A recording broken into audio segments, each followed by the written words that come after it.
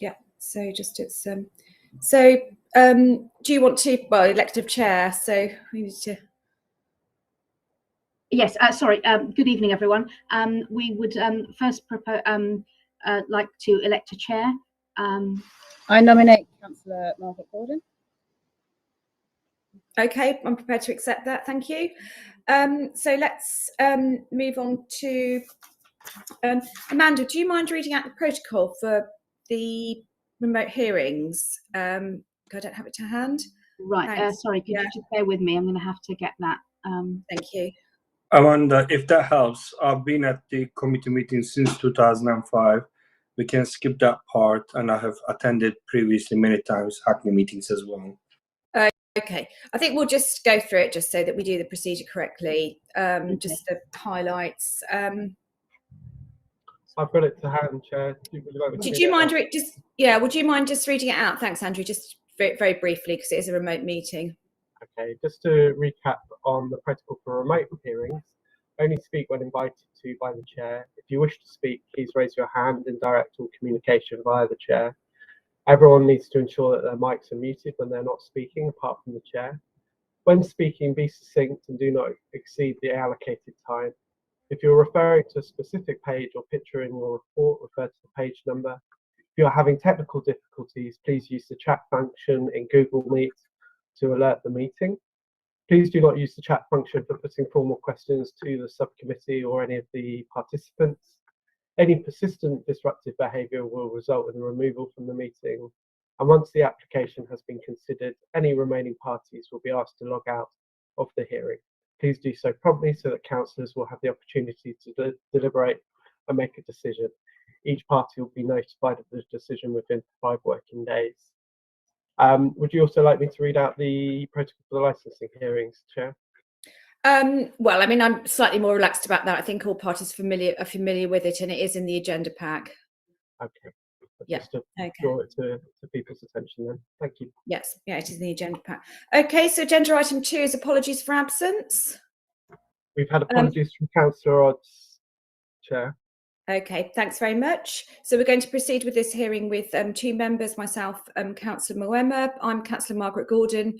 I'm a councillor representing Leabridge, and I introduce my colleague. I'm Councillor Sam Moema, and I represent Hackney Downs Ward. Okay, and maybe just very briefly, if everyone else goes around and introduces themselves at this point, and that explains their role. Good evening. I'm Amanda North from Legal Services, assisting members. Super. I'm Subhashri Ramana, Principal Licensing Officer. Andrew. I'm Andy Spragg. I'm the Governance Services Team Leader, and I'll be minuting this evening's meeting. And from licensing, we have. I'm Channing Riviere. I'm here representing the Licensing Authority. Okay, thank you. And from the applicant, Mr. Kaya. Yeah, hi, my name is Mr. Kaya. I'm the local businessman. I got a estate agent on the same road as well. I got long lease on this premises. It's empty. Okay, we'll go into that in a minute. We just need your need your name, but thank you. And Mr. Killick. Hi, good evening, members. I'm Martin Killick. I'll be representing the client. Thanks so much. And we've also got Mario, who's very kindly assisting us with the live streaming. So agenda item 3, declarations of interest. I don't have anything to declare. Nothing from you, Chair. No declarations. Agenda item 4, the hearing subcommittee procedure. I think we've agreed that we're all familiar with that, and it's on the papers. So agenda item 5, minutes of the previous meeting. Are we happy to agree then? Yes, agreed. Okay, thank you very much. So we're now moving on to agenda item 6, which is our main business this evening. So this is an application for a premises licence. And I will now invite the applicant or his representative to outline your application. You have up to 5 minutes. Sorry, Sue, but I forgot you, didn't I? So I've returned to our licensing officer to summarise this. I'm ahead of myself. No problem. Thank you, Chair. Licensing service are a receipt of an application for a premises license under Section 17 of the Licensing Act 2003 for DNA, Bistro, 101 Kingsland High Street, to authorize the supply of alcohol for consumption on and off the premises, as stated in the agenda. Representation remains from licensing and other persons. We have not received any other additional information. I have nothing else to add. Thank you, Chair. Thank you very much. That's very helpful. So I'll now invite the applicant or his representative to outline the application. You've got up to 5 minutes. Good evening, Chair. I hope everyone had a chance to read the papers. It's a simple, straightforward application for a premises supply of alcohol on and off the premises, right next 2 doors away from Brio Cinema. I'm sure many of you are familiar with the area. And it's a bistro cafe. The plan of the premises, if you turn page 21 of the agenda, is fairly small premises. With seating plan, you will see the seating coverage. It's going to be opening at 7 a.m. in the morning, supplying obviously breakfast and then brunch, lunch, and early dinner. Applicants seeking to have an alcohol license from 11 a.m. to 10:30 p.m. The application has received one representation from interested responsible authority. Sorry, 2 representation from responsible authorities. One was agreed with the police, and they withdraw their application. The licensing authority's representation stands. However, they kindly addressed that the applicant has addressed the cumulative impact points by offering up 3 conditions on page page 24 of the agenda. You will see condition 5, 6, and 13. The relevant representation is from one particular person who is chairing the Rio Cross Resident Association, and I will really ask yourself and members and your legal team to assess whether this application, this representation is relevant. I do not believe this representation, as it claims on the last paragraph, is related to any of the licensing objectives. She just threw out so many things about the planning permission, that enforcement issue that was in place, which has been now rectified and removed from the premises. It refers to the other points where responsible authorities are happy with, and I'll ask you to ignore it completely. And I'll ask you to grant the license as applied for within the hours of 11 a.m. to 10:30 p.m. The alcohol is widely available in the area. There are a number of clubs and other premises. This premises is going to be closing way earlier than the other premises. We do not believe this will add any impact to the area. Most of the Dalston crowd basically starts gathering around about 10:30, 11, 12 o'clock, where the other premises are actually using, driven by the nighttime economy factors. We do not believe the applicant will be adding anything to the any negative impact to the area. Unless I have any questions I can assist you, that's the application before you, Chairman. Okay, thanks very much. That's very helpful. I'm sure myself and my colleague will have questions, but I think we're going to move on to the responsible authorities to make some observations. Thank you, Chair. So, as has been mentioned already, the applications in the Dalston Special Policy area, you'll see on the representation on page 24 that was mentioned, what's outlined by my colleague, Mr. Chewett, is that the applicant should demonstrate that the activity will not add to the cumulative impact if granted, and they've asked to provide clarification on the points that have been outlined on page 24.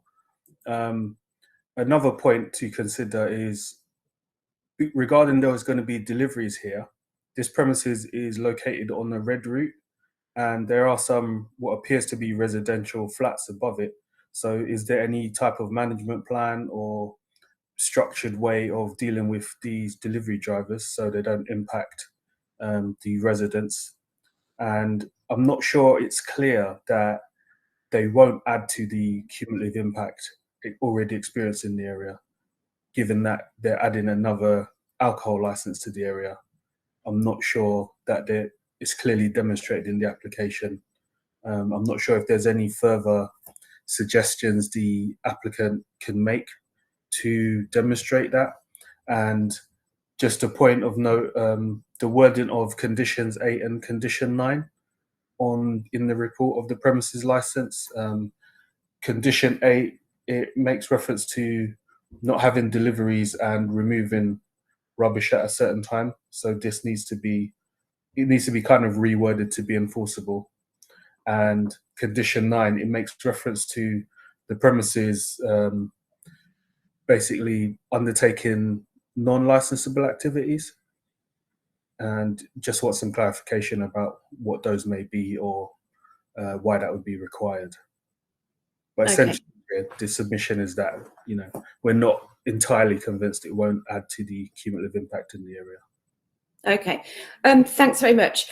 I think probably the most helpful way of proceeding, actually, as we've got no other interested parties, I don't think, in the meeting, would be maybe if the applicant could actually just respond directly to what's been raised by the responsible authorities, and then we'll proceed to other questions as and when they come up. Sure.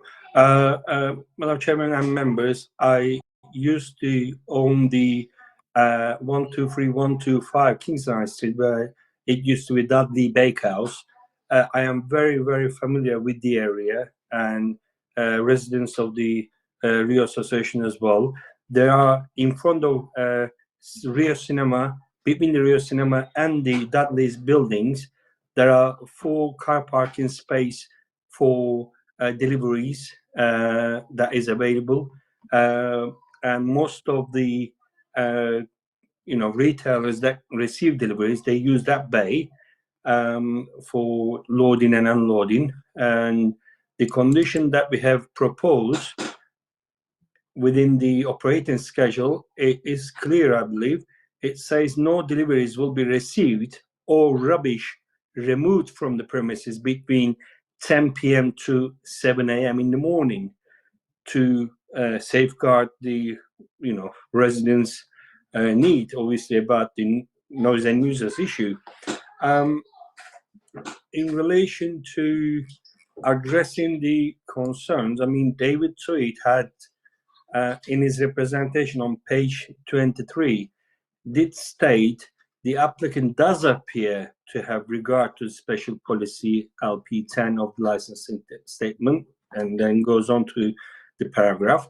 But, the condition that we have offered on page 24, the alcohol shall be ancillary to operation of the premises as a restaurant. So if anybody comes in having a substantial meal, they're eligible to order an alcohol.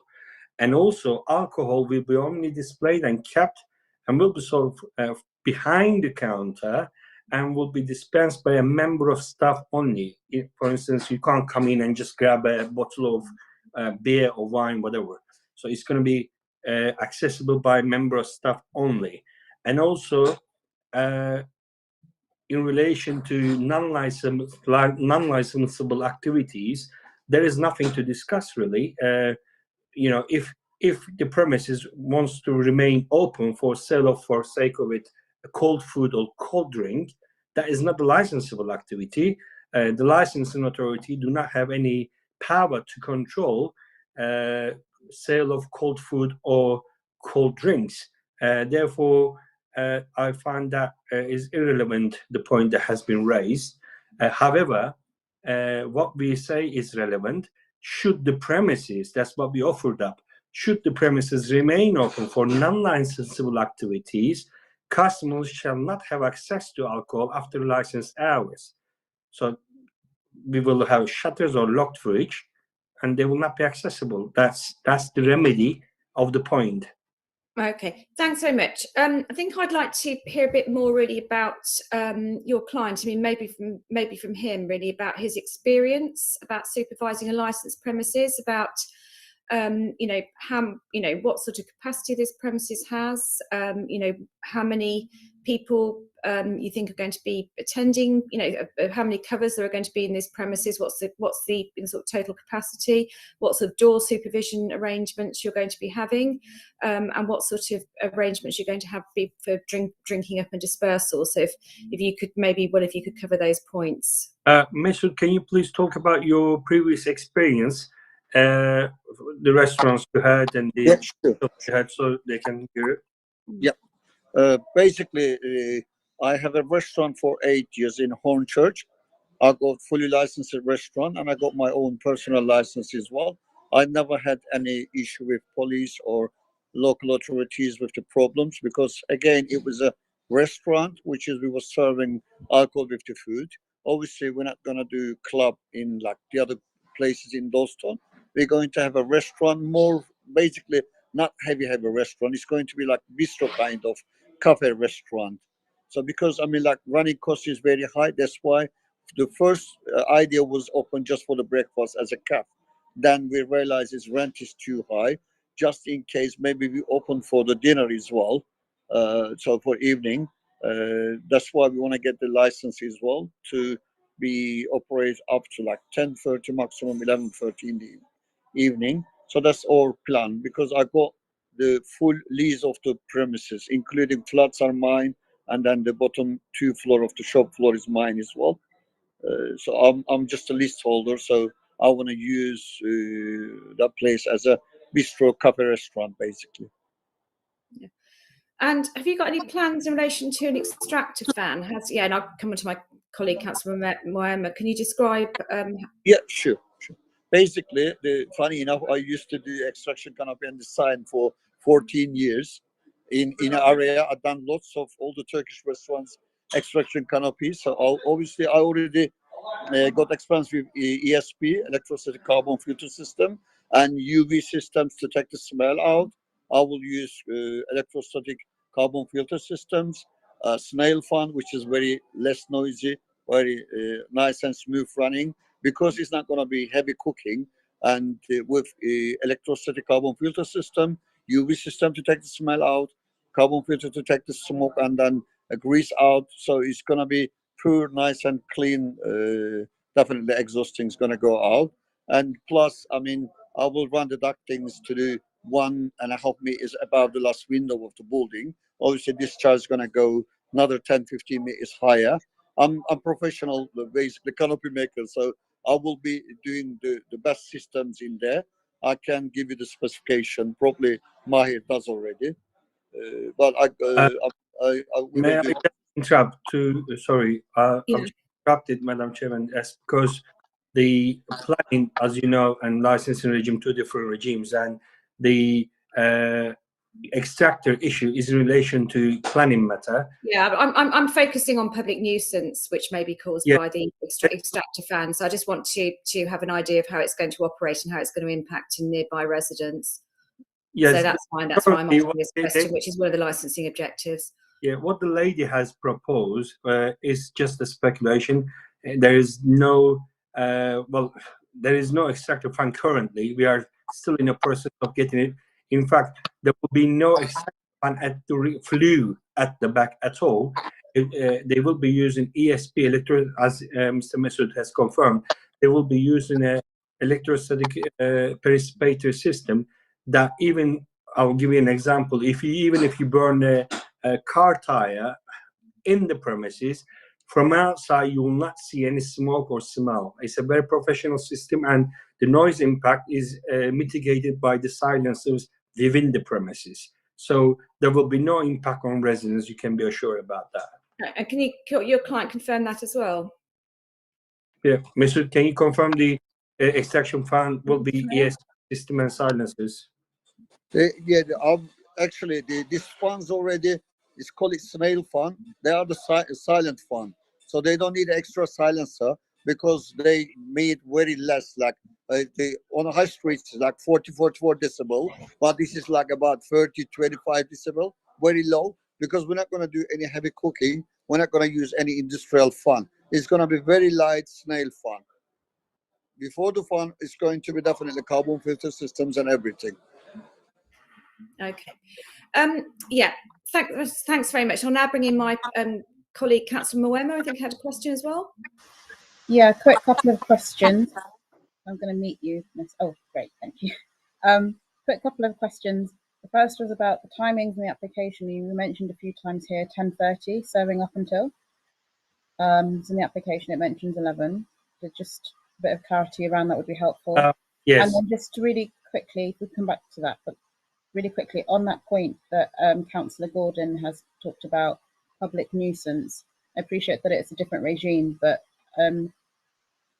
we wouldn't want to be back here with your tenants or the people upstairs or to the sides having complaints about noise. And I just wonder more, how have you engaged so far with the rest of the neighbourhood, given that Appendix C2 is an objection to your application? Thank you very much for the questions. The residents about the premises, as Mr. confirmed, he's got his own tenants up there, and we here and next door to it is a real cinema. So we're looking more towards the south side, and they're all happy with the application.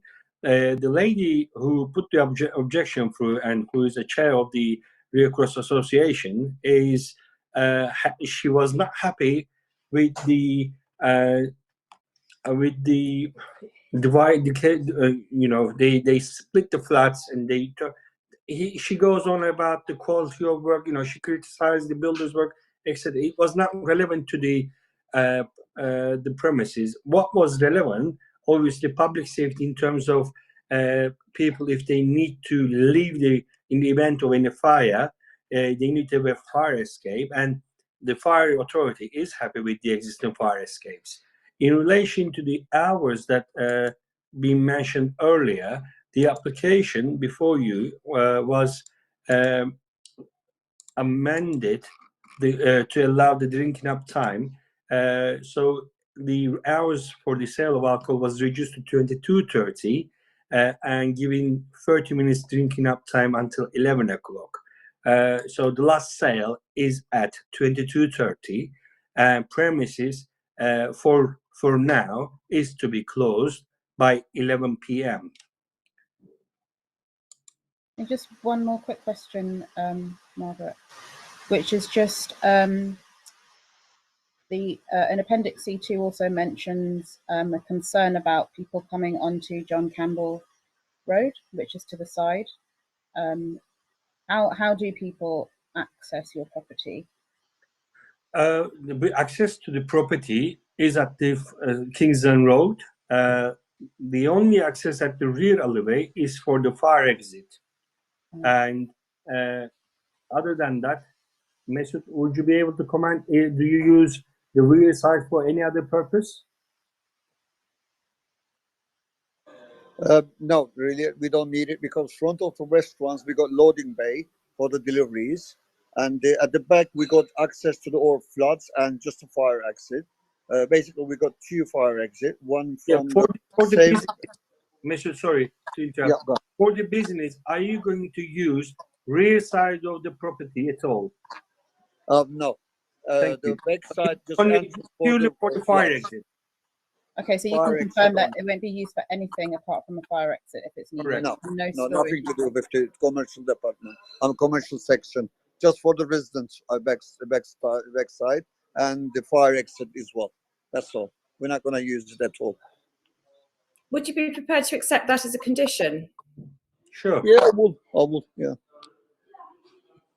Okay, it's an additional because condition. I don't really need it, just for the delivery, and we got loading bay just right front of our premises, which is going to be enough for the delivery, and that's fine. Okay. Sorry, Sam, had you finished? Do you want to? Sorry, I interrupted you. No, that's fine. Yeah, I can come back after you. Yeah. I mean, in relation to, obviously, there have been, quite significant concerns raised by adjacent residents. I mean, if this license was granted, how would you ensure that you had good relationships ongoing with local residents? What sort of proposals have you got for engaging with them and dealing with any any concerns or complaints? Will there be a number available for residents to contact? Mr. Can you hear me? Sorry, Mr. Well, Madam Chairman, I can answer on his behalf. The license holders or DPS telephone number can be circulated among the Rear Cross Association's website. So if anybody wants to get in touch for any purpose really that is related to our premises, they can definitely get in touch with us. We will share the contact numbers. In fact, with when we do the opening, we'll be inviting the residences in as well, just to meet up. And again, Mr. Masood can pass his details on. But this particular, I believe, objection is unfortunately they have not, met in a good terms with this lady. And it's just kind of become a kind of personal matter between the applicant and this lady. I hope this will be in the future, can be healed, and I hope they can establish good relations. Once the permit operates, I believe they will become good neighbors, because I personally love Mr. Masood because of what he does. He confirmed that he does extraction units. I called him many times to this kind of meetings where we used to meet face to face and give about how extraction system operates, etc. I know his personality. He's also a close friend since 25 years. I know him. I believe they will establish a good relationship, hopefully within a few months. Okay. Would you sorry, carry on, yeah. Sorry, basically, I'm a local estate agent. My office in 152 Stocknington Road. I know all the local people. I'm a businessman. Soon as I heard complaint for this property, I'll come there in 5 minutes usually. And I had complaint from my neighbor backside.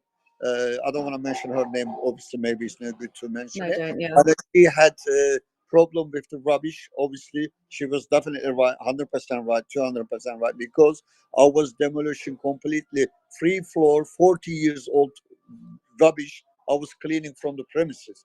It was a dress shop, sweet shop. They used as a stock room for 40 years, and like rooms, everything was full of rubbish, dump. I have to clear it all out, which is I spent couple of 100,000 nearly to replace the building completely. And whatever council asked, because what she think, because there was the enforcement for the property. Because when I took over the property, they was renting room by room, something like that, flat by flat, whatever. There was the studios. But now I'm converting to the free 1-bedroom flat, which is, we done application for HMO. If we get it, we're gonna use it. If you don't get it, we're gonna carry on as a free 1-bedroom flat. Obviously, everything's I do legally. I got my architects, my representatives, because I'm an estate agent. I know the regulations. Obviously, I know the people have to live in a good condition. She's paying mortgage for the property. I can't affect her life, obviously, because we are entering in the same entrance. That's why she being affected when I was doing the decoration.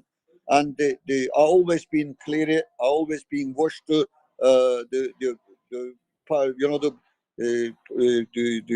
joint I basically using together with her. So I already talked in person to her, because we got contact number. We done barbecue when I was doing the development there. Actually, we are friends.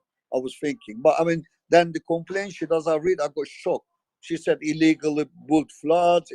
There is no fire exit. I got 2 fire exits, one in the basement, one in the ground floor. I got 2 without coming out with the residents, basically. So it's like, even the rubbish I was putting in my own property. We got the door between her flat and entrance, my doors, then I put inside. Obviously, I'm doing building job, so I have to remove the woods, partitions and everything. Then the collector people come one day and they collect everything.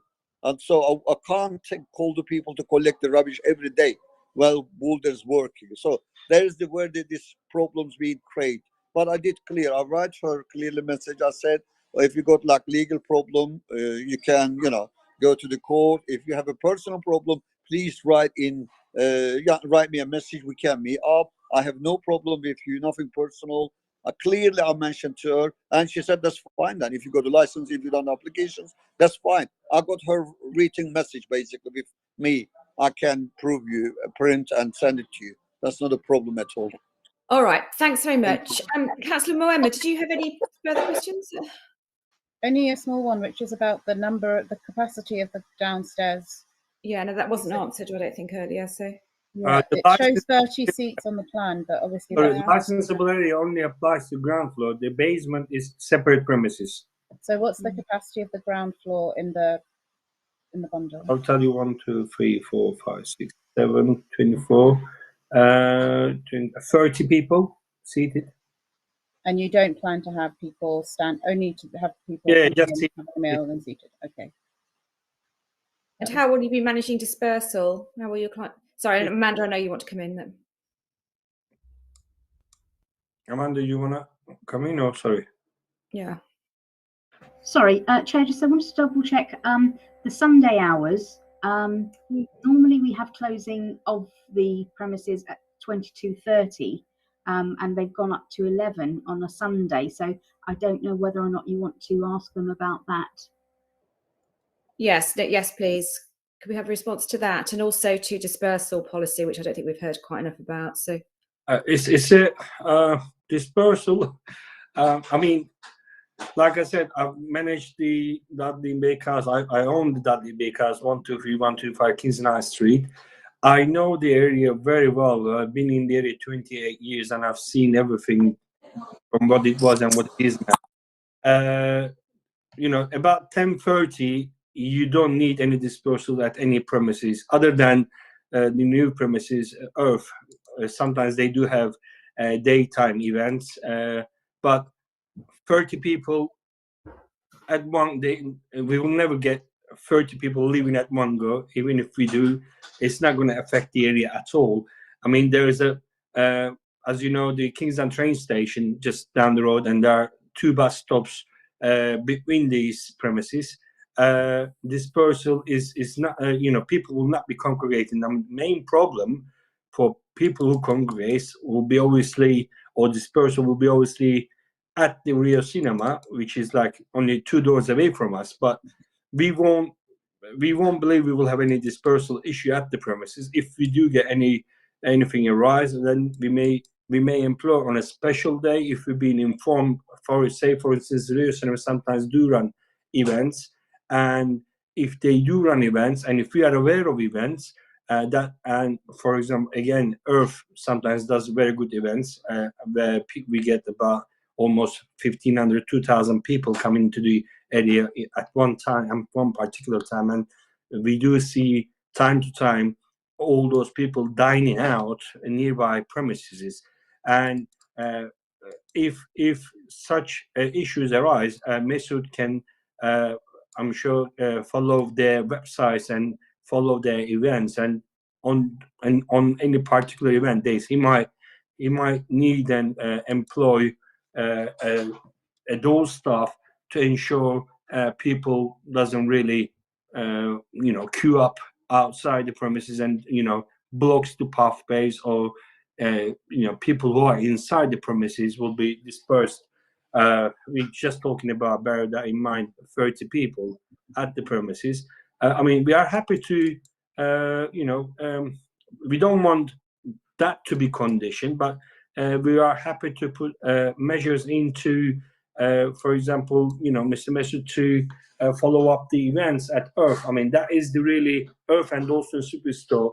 That is 2 premises that drives people to Dalston area, and we can obviously liaise with their management if they have any events or busy tickets. Sometimes the events are sold out. We will obviously see that on their website, and we will see how really their events impacts our premises. Then we can talk about what we can do. But currently, there is nothing to justify or offer up. So if there is nothing and we don't have a data to analyze, we can't be really specific about what we can do about it. We need to really see from the experience of operating the premises. In relation to Sunday time framework hours, I'm sure Mr. will be happy to amend the opening hours to 10:30 on Sundays. That wouldn't be a problem. Okay. All right. I don't think I've got any more questions. Councillor Mo, have you got any more questions? Amanda? No more questions from me. I know what representations have been made, but I'm not sure if you've heard sufficient on adding to the cumulative impact of the area, because that's quite important. Yeah. Yeah, I mean, I think, yeah, thanks very much, Amanda. And I think, I mean, you obviously did touch on it in your introduction, and obviously, you know, I know that you and your client are both aware that it's in the special policy area, and the burden of proof is on him. You need to show that you're not going to be adding to the cumulative impact. I mean, maybe we could, yeah, I mean, I think that would be quite helpful, really, to sort of hear what you say on that about, I mean, why this entirely new licensed premises isn't going to be adding to the cumulative impact in this special policy area. Right. Obviously, when the application is submitted, the relevant licensing authorities do receive the copy of the application, and they make their comments on their professional areas, like police, who can comment about the crime and disorder, environmental health can comment about noise and nuisance, and other departments likewise. And all the authorities, we say, are happy with the conditions that we propose. The cumulative impact policy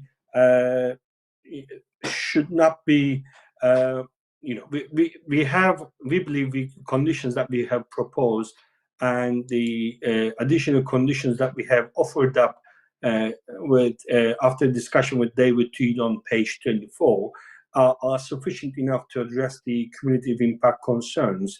And obviously what we have here, Mr. Masood has had a restaurant in Hornchurch where he had 300 people capacity at the premises.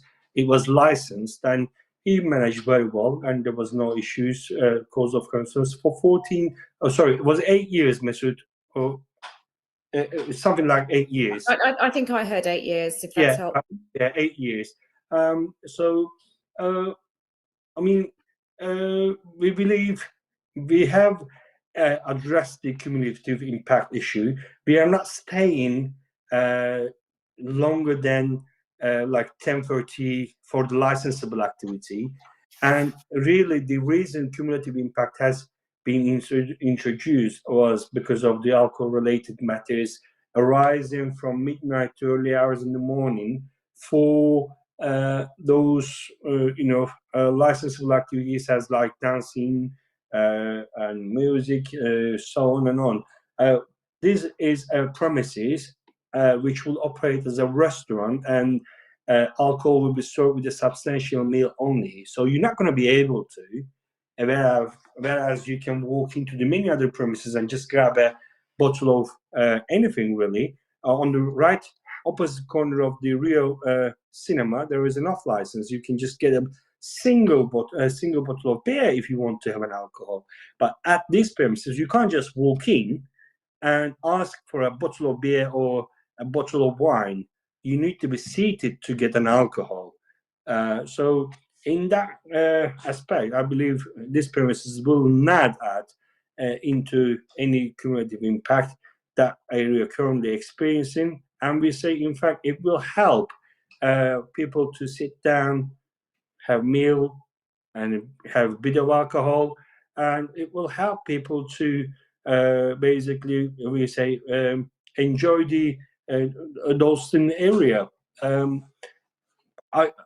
That's all I can say about the cumulative impact. I mean, lastly, I may just add the special policies, as you know, is not absolute, and some, it should not be, when you determine in this application, you need to remind yourself that there are special policies are not in the licensing act itself. It's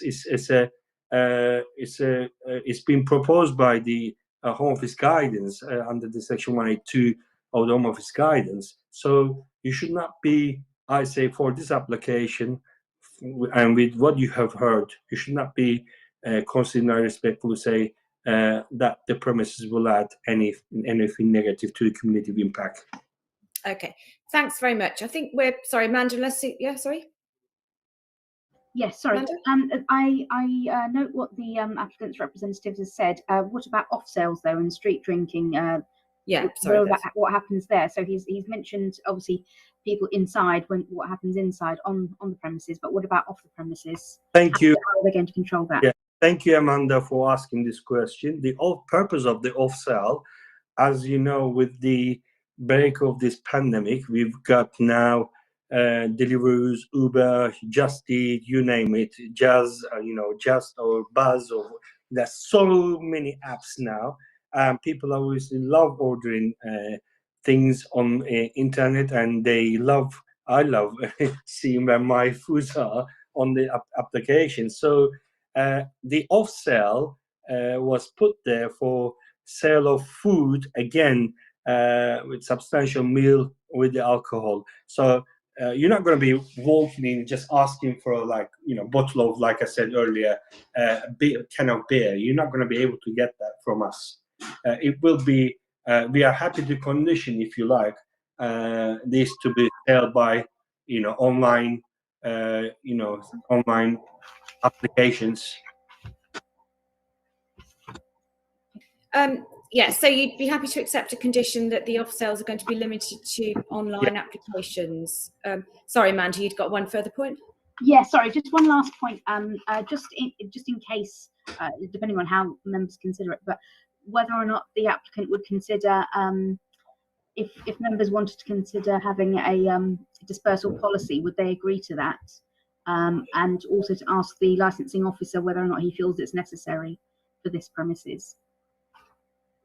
I do not believe, in response to dispersal policy, I don't know what your experience with Dalston area, but I grew in Dalston. I live in Stoke Newington for 20 years. I think we all know it, if that helps. Yeah, I mean, dispersal policy, we do not believe it will be next. It's such a small premises. It's not entertainment venue. It's a like Mr. Mesut said, it's open at 7 o'clock in the morning. It's a kind of a bistro, lunch and early dinners.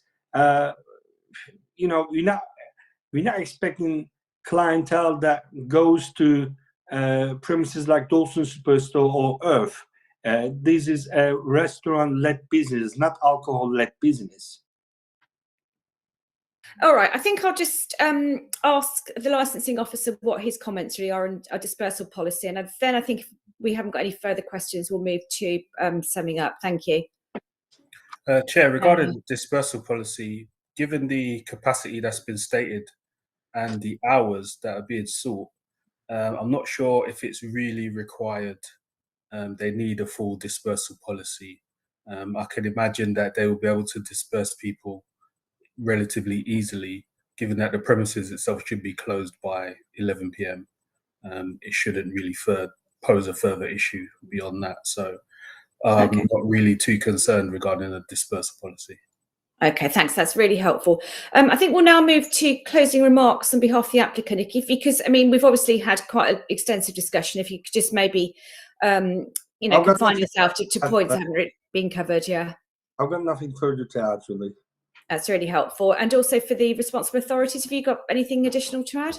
Chair, I just wanted to point out that on the report, the suggestions by my colleague, Mr. Chair, on page 24, they haven't been noted as conditions. So if the applicant could clarify that they would be prepared to accept those as conditions. I believe number 5, ancillary to food has, but... Yes, I mean, they've all been offered up. Well, we had a discussion. I'm not too sure. I'm not connected to my server. I'm at home currently.